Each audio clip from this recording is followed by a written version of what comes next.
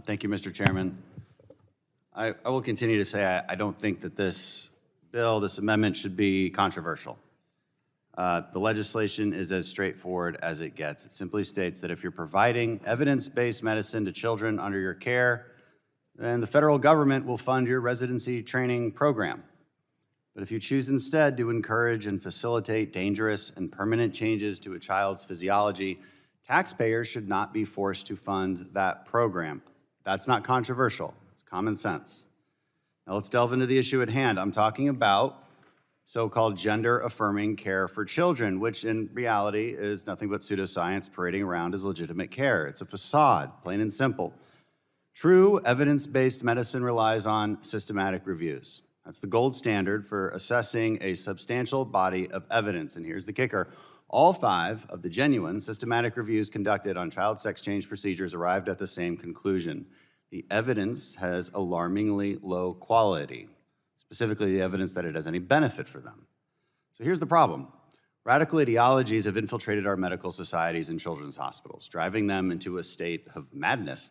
It seems the United States is alone now in presuming that every child with any level of gender discomfort automatically has diagnosable gender dysphoria, and that therefore that child needs chemicals pumped into their body or surgery done on them to permanently disfigure them, rendering them unable to produce children in the future. That is the opposite of the do no harm principle. We need to acknowledge a truth here, one that might make my colleagues somewhat uncomfortable. We're irreversibly disfiguring children based on a temporary ideation. We're causing permanent damage that stunts their development, harms their skeletal structure, and robs them of the ability to start a family. All of this in pursuit of some idea of compassion. Dr. Hilary Cass, a highly respected pediatrician and former head of the Royal College of Pediatricians and Child Health to the UK, highlighted in her 2022 report that the unsafe conditions in British pediatric gender clinics stemmed from the adoption of the affirmative model that originated here in the US. Our peer countries are practically shouting at us to put a stop to this madness. They find it utterly baffling that we just assume that an 11-year-old possesses the maturity to fully comprehend a decision that will make irreversible, drastic changes to their bodies. We need informed consent in medicine. We need physicians who are thoroughly informed. We need parents who are equally well informed. The United States should be leading on this issue, but it's leading in the wrong direction. That's why we're hitting the stop button. We're saying we should not be pouring taxpayer dollars into institutions that are carrying out procedures devoid of any solid scientific foundation. That's not a crazy thought, considering when you poll the American public, 70% are opposed to this. All this bill does is say, taxpayer dollars that everybody contributes to should not be used for something that 70% at least of the population of America opposes. So let's bring back sound science, informed decision-making, and a responsible allocation of resources and tax dollars. It's time we protect our children, and with that, I yield back. I appreciate the gentleman yielding. Okay, there's a lot to address here, a lot of things said. No facts given, a lot of things said. I've been called cruel multiple times. So let's address that first. I am not the one who is cruel. Doing a double mastectomy on a 12-year-old girl, that's cruel. Castrating a 10-year-old boy, that's cruel.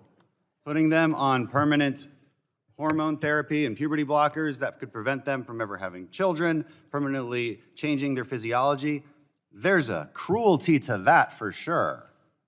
We are not the crazy ones here. All right, we've been, really. 5 minutes ago, none of y'all believed this. Let's be honest. Let's be honest. This has been called a manufactured culture war. So we're the ones who, if it's a manufactured culture war, then why are we even debating it? Why do you care if it's banned? So it's not manufactured. We are responding to what is inherently a social contagion. In the UK, referrals for these kind of transitions went up by a factor of 33 between 2009 and 2018. In the US in 2007, there was only one pediatric gender clinic that would do this. Now there's over 70. This is increased by 45,000% in many hospitals. We're not making this up, we are responding to it. It's been said that nobody just wakes up and just becomes trans. Okay, well, that's not what the literature says.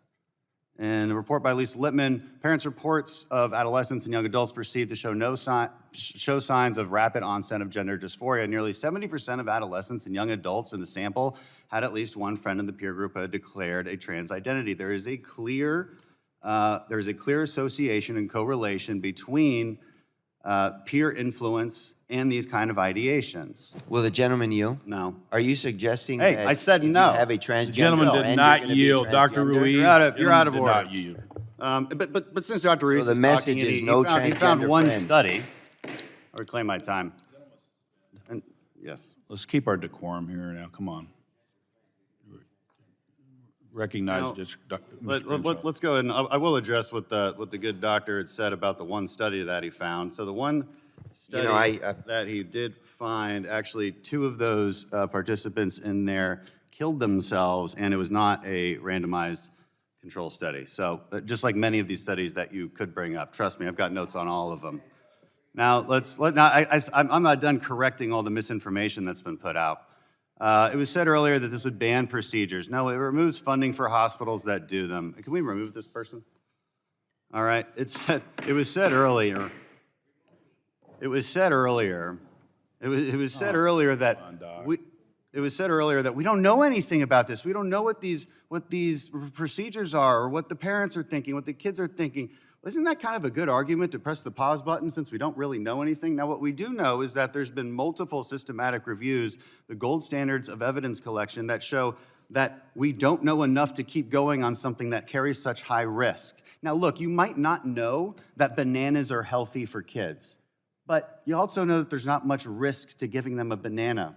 So it's not a big deal. This kind of stuff is a really big deal. And when every single piece of evidence shows that there's not a clear benefit associated with it, you just press pause. Heck, we're not even pressing pause. We're saying don't fund institutions that are actively doing it. We're doing way less than pressing pause. And that is directly related to another comment which said, you don't care that 70% of Americans disagree with you. You don't care. Well, that's quite a thing for a representative of Americans to say, but the thing is, we're talking about their use of taxpayer money. And so you do have to care just a little bit. It's been said that this threatens transgender youth. It hurts their mental health, that they're going to commit suicide because of it. Here's the thing, that declaration, doesn't coincide with the actual science. Doesn't actually coincide with the studies on this. What the studies actually show is that 70% of the people who propose that they are transgender already had other comorbidity psychopathies. Every single time, 70% of the time. That's a pretty big deal. Do you not care about that? When you're claiming that that refusing this kind of care is causing suicide, do you not care that those preconditions might have already been there? Is that not a fact that you would want to look at before you automatically propose permanent physiological change to someone? We are not the ones being incompassionate. We are not the ones being cruel. We are the ones saying, press pause. There's an extreme trend going on, and we don't have the science to back up its benefits. And you can't argue with that, but please try. I yield back. I want to address a study that was brought up earlier that would supposedly support the idea that there's some benefit to this. I'll read the rebuttal. A careful look at that. This was the study brought up earlier, by the way, which claims that there's 73% lower odds of suicidality after these treatments. But a closer look at the study's data shows that the kids who received hormonal interventions did no better by the end of the study than at the beginning. The researchers' claim about improvement was based on the fact that the kids in the control group who received psychotherapy but not hormones got worse relative to the hormone group, but even this isn't accurate, as 80% of the control group dropped out by the end of the study. And a likely reason for the dramatic loss to follow up is that many, or perhaps all of the non-hormone therapy kids improved without gender-affirming drugs. It's quite possible that if the researchers had actually followed up with all the participants, we'd see a pretty different outcome. There was another study proposed that said that indicated that it was within a 2-year window. Well, we're not talking about a 2-year window. We're talking about the rest of someone's life. right? These aren't changes that can just be reversed. These are major physiological changes. I don't understand why there's no compassion for that. Kids who really don't know how to process some of the things that they feel, and parents that have been subsumed by this radical ideology. Doctors are supposed to rely on systematic reviews. Remember at the last hearing when that Yale doctor couldn't name one study? I at least appreciate my colleagues naming a couple studies so that I could debate with them on those. That one couldn't name one. She just kept saying standards of care. Standards of care are derived from evidence. You derive standards from evidence. You collect evidence over the course of a long period of time with a large pool of patients. And then you aggregate all of that evidence through systematic reviews. Now, every single systematic review says the same thing, that there's little to no benefit to these therapies, and yet very, very high risks. There's been a lot of talk about the suicidal potential because they don't receive these therapies, but again, roughly 70% of US teens who present to gender clinics have comorbid psychiatric diagnoses that precede the onset of gender issues. That's a really important fact. And it's just a fact. It's not an opinion. It's just a fact that helps us look at this problem, I think, a little bit more holistically and without any emotion, without any politics. Now, for us, this isn't about politics. We keep being accused of that.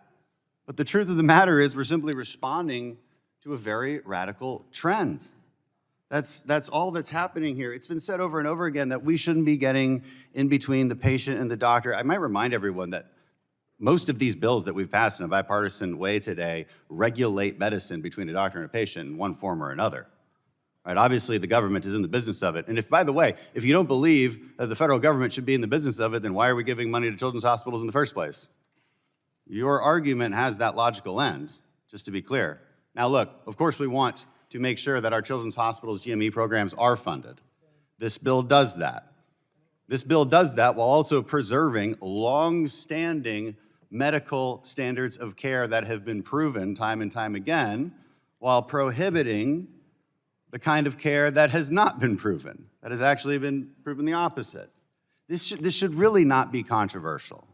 It really should not. This was not controversial just very long ago. We didn't create this culture war, folks. We're just responding to it. And I yield back or yield to any of my colleagues. Gentleman yields back.